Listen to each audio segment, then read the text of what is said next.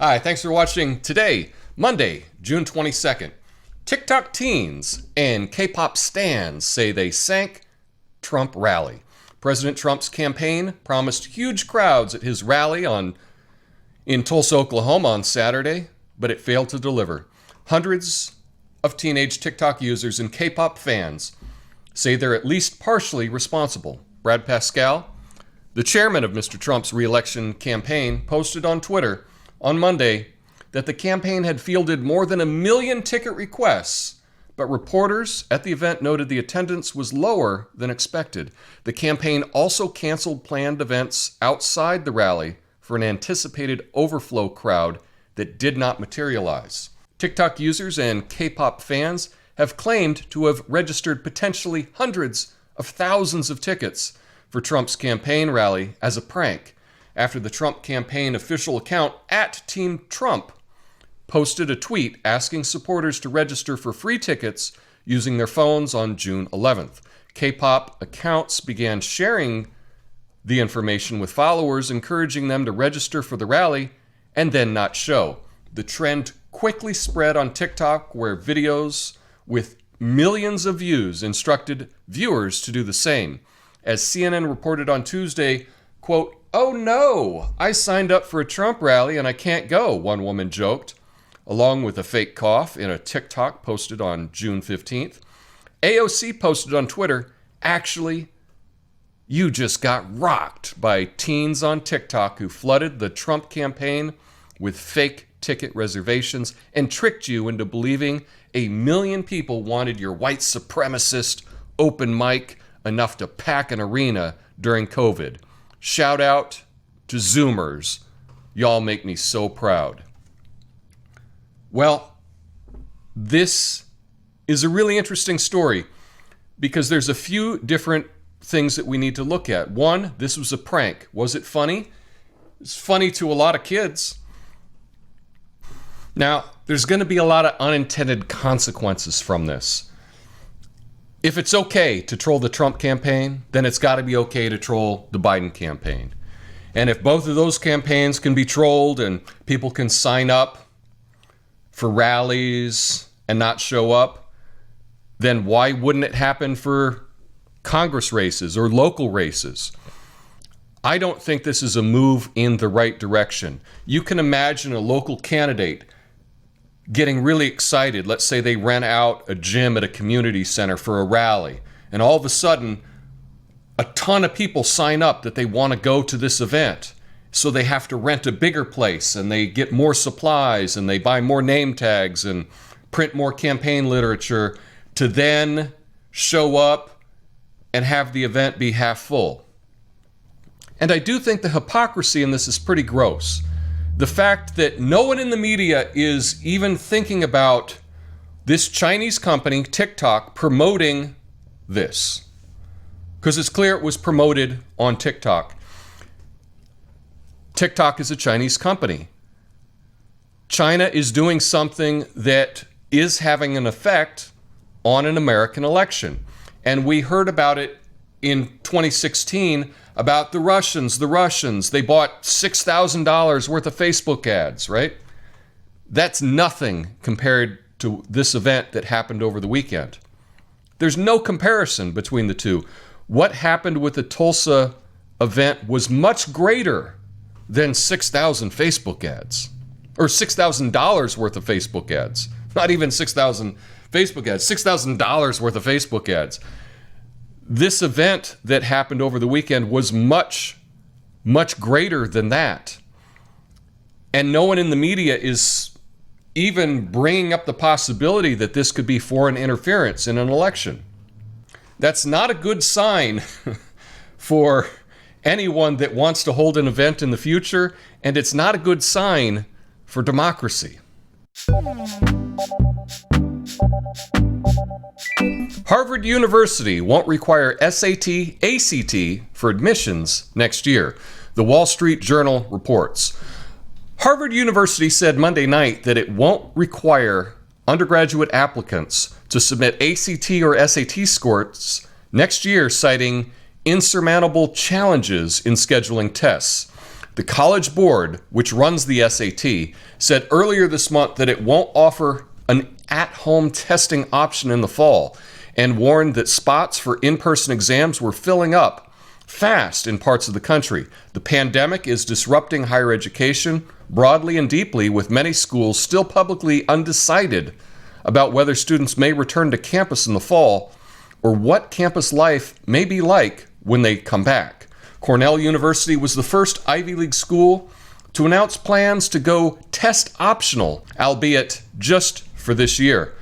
So, for example, for Harvard, I think the deadline to apply for the following year is in November. And so if you're unable to take the ACT or the SAT before that time, I guess you're out of luck. Now, you are still able to schedule it and make it to take that test, but that gets really complicated. I would really be upset if I were a student. I prepared on going to Harvard. I got a fantastic score to make it into Harvard, and now they're going to throw out that test because not everyone can take an entrance exam. It gets really tricky all around, and I don't know what the solution is. Now, I would think that you could set up safe testing facilities in most major cities in America, but I guess they're not going to do that. So, yeah, this gets complicated. Mexico's ALMO says willing to help Venezuela with fuel supplies. This is from Bloomberg. Mexican President Andrés Manuel López Obrador said Monday that he'd be willing to sell gasoline to Venezuela as a humanitarian gesture despite U.S. sanctions against the South American country. Quote, if they requested it and it was a humanitarian necessity, we would do it, López Obrador said in a reply to a question, adding that Venezuela hasn't asked Mexico for aid at the moment. Quote, no one has the right to oppress others. Venezuela faces crippling gasoline shortages ahead of years of mismanagement of production and refining infrastructure. Selling fuel to the nation would likely result in sanctions by the U.S. government, which prevent other countries and companies from working with the government of Nicolas Maduro.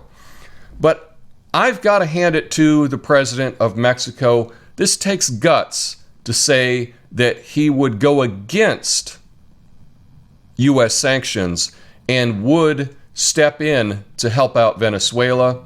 That is a bold move, and I'm against the sanctions against Venezuela on general principle. And so to see Mexico step up and not fall in line with the United States on this, I think is a positive thing.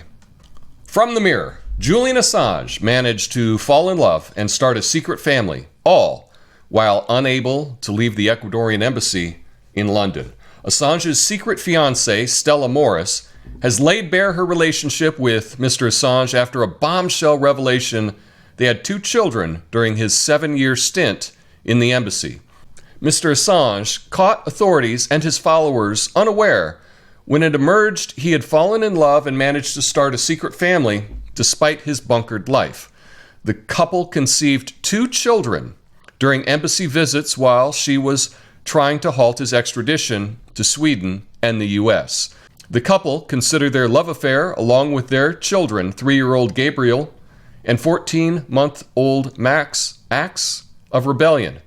Now, this was a really interesting interview that I saw on 60 Minutes Australia. Did you know they have 60 Minutes, an Australian version? I'll leave a link to it below. And it was a really compelling interview with his fiancée. And one of the items that was very interesting from this interview that came out on Sunday was how much the United States, the CIA, was spying on Julian Assange while he was in the Ecuadorian embassy. What the United States did to Julian Assange while he was in the embassy was wrong, and what they are continuing to do to him, trying to extradite him to the United States, is also wrong. Julian Assange has brought to life many of the war crimes and secrets that the United States has done. If he didn't publish these, we wouldn't know about all these terrible acts that our government is doing in our name. Julian Assange is currently in England fighting extradition to the United States. From the Indian Express, The Undertaker on Sunday revealed in the finale of The Last Ride that he had no intention of stepping back inside a WWE ring, effectively retiring from professional wrestling. For 3 decades, the dead man loomed over the WWE landscape as a menacing shadow, spelling out doom for those who dare cross him. His enviable record at WrestleMania, 25-2, is another feather in his cap, and his streak, which at one point stretched to 21-0 before Brock Lesnar broke it, served as an immense attraction for Mania over 2 decades. However, Taker's retirement news on Sunday night has sent fans into a complete meltdown as #ThankYouTaker trended top worldwide. The Undertaker, a very popular wrestler for decades, is finally hanging it up? Or is he? I mean, this is wrestling, and you can never say never. I think it's a work. But let me know your thoughts on any of these stories in the comments. Peace.